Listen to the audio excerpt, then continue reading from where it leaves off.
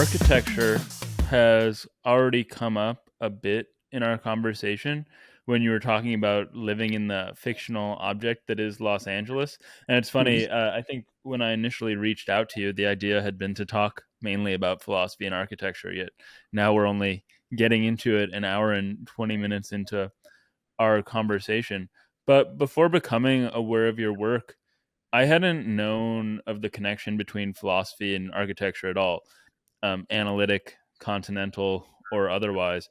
And Mhm. I was very surprised to discover that you're a professor at the Southern California Institute of Architecture.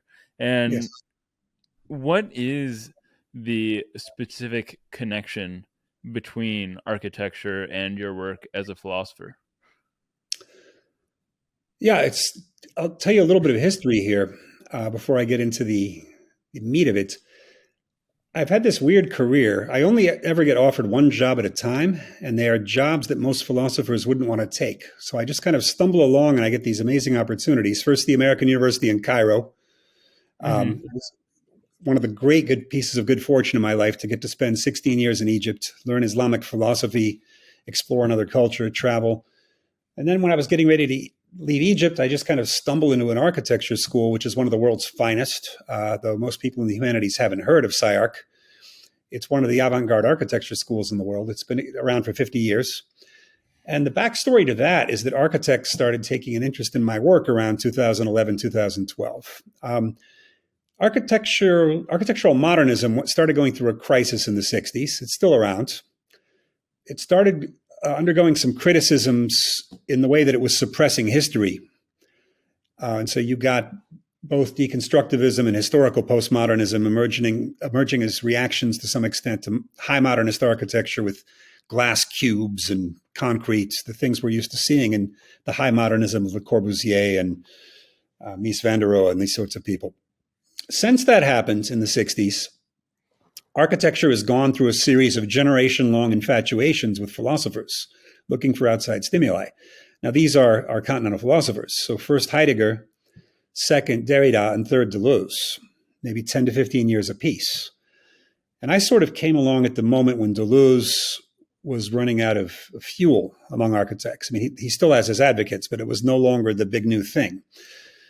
And what you got in Deleuze's case and his influence on architecture was the idea of continuity, a smoothness in architecture, the idea that there shouldn't be corners on buildings, that buildings should contain folds, that interior space shouldn't be that strongly articulated. It should be all kind of gradual, all the changes, that doors and windows shouldn't be over articulate in a way to distract from the overall flowing character of the architecture, that buildings should flow into their environment. These are the kinds of things you got from Deleuze's impact on architecture, as opposed to Heidegger's or Derrida's, which are very different. Now, Triple O is very different from Deleuze in that sense. Triple O emphasizes highly articulated objects, objects that hide, objects that are not what they seem to be, objects that are not just one, but are carved into pieces beforehand, before humans even notice them. And so it was offering a set of design alternatives to a group of architects about my own age who were stimulated by some of these writings. And it just so happened that some of these people were concentrated at Sci-Arc. I was hired. I've been here now. This is my sixth year, just ended my sixth year, and I'm planning to stay for the foreseeable future. Partly because at my age, it's hard to be a student again. And the learning curve in architecture is so high, both on the history and theory side, and even higher on the studio side of being expected to be on student reviews and knowing what to say without sounding like an idiot. I've had to learn the rudiments of a new discipline pretty quickly. And that's just such an amazing way to keep your brain alive at my age. I'm going to be 55 next week. It's hard to learn a new subject at that age because of your teaching duties. Well, now my teaching duties are connected with it, so I have no choice but to learn it. And then it connects up further with my Art and Objects book, because the case I was trying to make in Art and Objects is that I'm a formalist, but I'm not a Kantian formalist. Because I do believe in the autonomy of the artwork, but I don't believe the Kantian position that the artwork is supposed to be autonomous primarily from the human who observes it. That's his separation, right? That there's supposed to be disinterest. The artwork is not supposed to be agreeable to me. It's not supposed to have a theatrical impact on me. I'm supposed to be judging it in a disinterested fashion. And so my conclusion in Art and Objects was I agree with formalism that the artwork has a certain autonomy from its context, but it doesn't have to be a total autonomy. It needs a relation with the beholder, and it needs a certain relation with the context that's finite. So an artwork can be site-specific in 3 or 4 different ways without just being a holistic wonderland of connection to everything.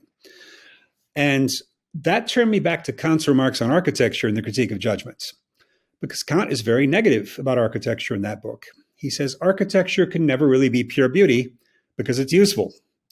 And so in a sense, architecture is always contaminated because it's linked to a human purpose. And he said that interestingly about a couple other things. He said a beautiful human body and a beautiful horse have the same problem, because a beautiful human body is somehow contaminated with lust, and a beautiful horse is somehow contaminated with, I'd like to ride it, it's really fast, or I'd like to win a bet by betting on it in the Kentucky Derby. And so architecture has very low status for Kant. And what I tried to show in my Architecture and Objects book is that, yes, architecture is relational, but those relations can be derelationized. They can be formalized. And what I looked at was the form-function distinction, which is the typical distinction in architecture, which only goes back to the 1750s or 60s, but didn't really get going till the late 1800s with Louis Sullivan saying form ever follows function in buildings. It was considered a kind of modernist gesture against needless ornamentation. Actually goes back earlier to a Venetian priest named Carlo Laddoli in the 1700s, but Sullivan usually gets the credit for it. And so I talked in the book about form and function and how they're usually misconceived in architecture, because usually when people talk about architectural form, they're talking about the postcard view of a building, the visual look from a certain privileged position. That's the form of the building, whereas the function is its use. And as I see it, there are problems with both of those definitions. The first problem is, in terms of the function being relational, well, yes, in an obvious sense, but in another sense, the functions of most buildings change over time. And in a everyday sense, Sci-Arc, where I work, that started as a freight rail depot for, I think it was the Santa Fe Railway in Los Angeles. And then it became a kind of bombed out building where the homeless were crashing. And then my Uber driver one day told me he used to bribe the homeless to leave and hold raves in there. So it's had several functions. And then around 2000, I think, is when Sci-Arc moved in. So now it's an architecture school. So you can't say it's ever had the same function. And yet there's a certain deeper functionality that has stayed the same. It's a long and skinny building. And so the function would be something like lengthy movements along a narrow horizontal corridor. And that has certain functional consequences. One of them is, in a trivial sense, you always run into everybody every day when you go to work. You can't avoid anybody at Sci-Arc because everyone goes down this same narrow corridor that goes from one end of the building to another. We don't have much classroom space. We only have about 5 classrooms because these cavernous freight spaces are used for architecture studios. And that's had some curricular implications for the school that have affected some of our program choices. And so there's all these strange functions from the freight station that leak into our functionality now as a higher education institution. And then it turns out there's a great architectural theorist and architect, Aldo Rossi, Italian architect who died some years ago, who wrote about this problem in more detail. He did what he called a critique of naive functionalism and pointed out that most buildings that last a long time do not have the same function over the whole lifespan of the building. And Italy is filled with these. And Rossi, being Italian, talks about these buildings as monumental buildings. Monumental buildings are simply ones that structure space over long periods of time and either change their function or never had a clear function to begin with. And so in a way, we have to look at functionality as a deeper term than use, a kind of abstract functionality that underlies the specific use of any building. And then when it comes to the form of a building, well, first of all, the visual look of a building isn't really its form, because there are lots of different vantage points you can look at a building from. And also you have to go inside the building and you can never see all the building at once. So in a way, a building is an experience based on memory, and it's a kinetic experience that you have to integrate together like a novel or a film that you're moving through and holding together. And even Peter Eisenman, who doesn't agree with what I'm saying here today, wrote back in the early 60s as a very young theorist.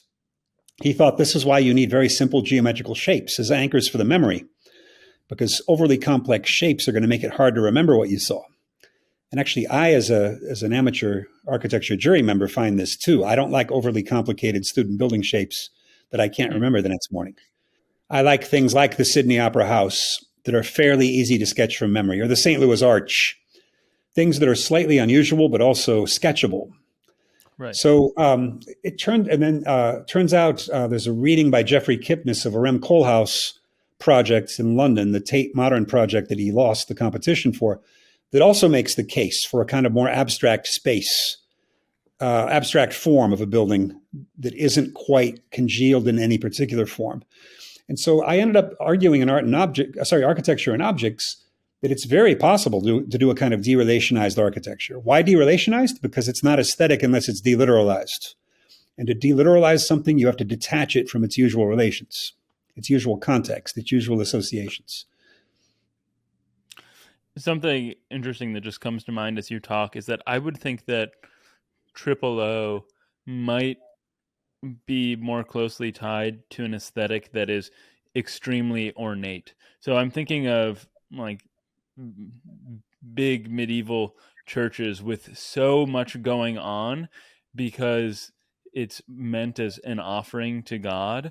And I would think that having these tremendously ornate structures would sort of emphasize the complexity, our own finitude, and our inability to connect with external objects. It's funny you should say that, because this sort of minimalistic modernism begins with this idea of space as something you take and then you analyze it by cutting it into pieces. And so there's a sense in which that kind of space or that kind of design doesn't entirely outrun the mind that contemplates it. And so you're right. It's funny what you said, because I'm a fan of Gothic for this reason.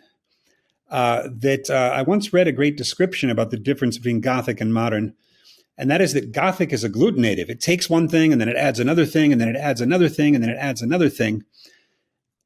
And so in a way, it creates surprises, which is a hallmark of O aesthetics, the idea that you never want to be entirely sure of what you're getting into. And also this idea that an aesthetic object somehow outruns you. It might be a little longer than you want it to be, or a little bigger than you want it to be, because then it's an object that is a little bit out of scale with the human who observes it. And so that creates a certain depth to it.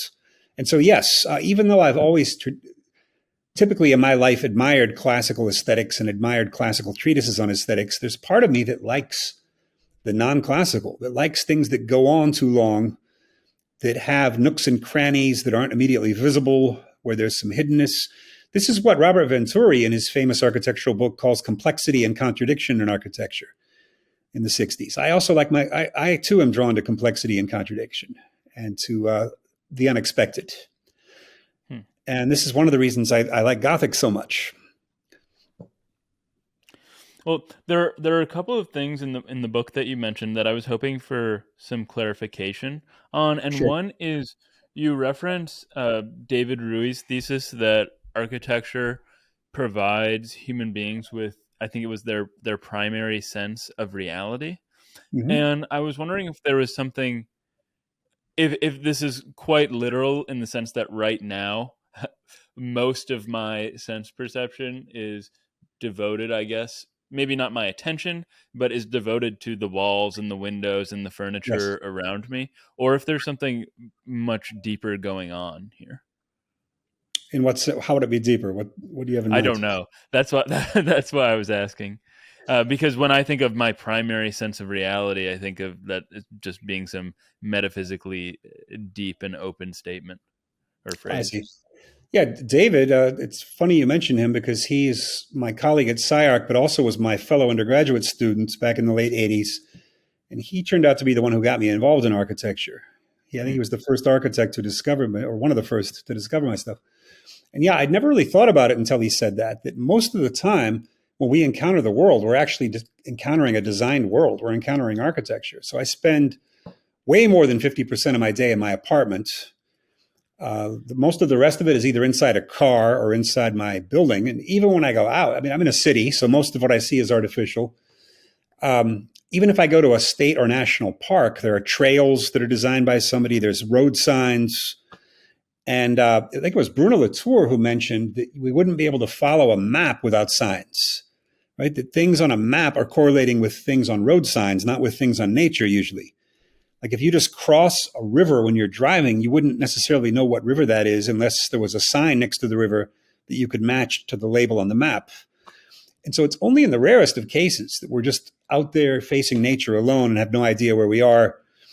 And so architecture really is the world we inhabit. And of course, now that's changing. So it's not so much physical as virtual architecture. Like what we're doing right now, we're actually not that far away because you're in Palo Alto, I think, or nearby, and I'm in Los Angeles. But this happens with me all the time that I'm lecturing in Iran or India or somewhere with pretty much no delay. And actually, Sci-Arc is one of the architectural schools taking the lead on designing virtual environments, as if that may be what architecture is in the future. Designing, we have a whole popular program dealing with fiction and entertainment. So developing video game architecture or Hollywood architecture, because a lot of it is that now, designing virtual architecture. And you know, it's funny, we're undergoing this pedagogical debate right now about ChatGPT like everyone else is. But we have this unique problem at Sci-Arc, which is that our students in architecture studio, which is way more than half of their education, have already been encouraged to use AI. And so we're in the position of giving a kind of mixed message, telling them to lay off the AI. And so, in fact, we can't do that. We had to incorporate ChatGPT in a positive way. The way I did it was say, you have to start your paper with ChatGPT's response to the paper prompts.